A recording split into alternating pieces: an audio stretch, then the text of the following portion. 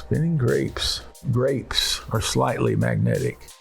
Hi, my name's Ethan. Welcome to the studio of Midnight Science Club. Really? Is that where we're at? Yep. So here's the deal. What are you seeing, and what in the world science concept would this demonstrate? You can grab your beard to get a little.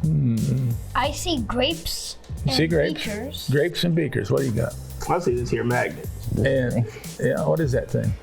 Can't tell. It's called a swivel. Wonder why the wizard would put a swivel there, something that could spin. Spinning grapes.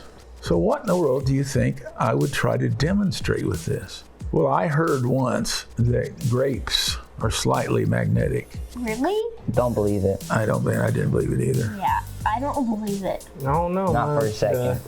The magnifying taste of a grape will definitely make me grab more. Now you let me know if you notice anything. Look at it. Look at that. Grapes are magnetic, by the way, just a little bit. Called paramagnetic. Set up a little experiment, right? Another magnet. You try this at home. Try Did it. you know that grapes were just small watermelons? Actually, I'd heard that grapes are watermelon poop. It tastes pretty good. Ooh, you can taste the magnetism. Maybe you should eat a handful of grapes before you kiss a girl. You'll give that spark like that. Whoa! I don't know if you're allowed to speak anymore. Man. No, you're banned from talking. You're banned. Just continue to eat your grapes. Sorry. Oh, terrible.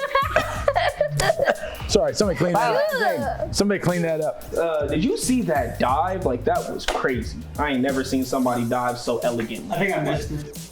You did? Oh no! I think I missed it. But you seen the roll. You seen the roll, right? We're gonna have to do it again. on that? We're gonna have to do it again. Look.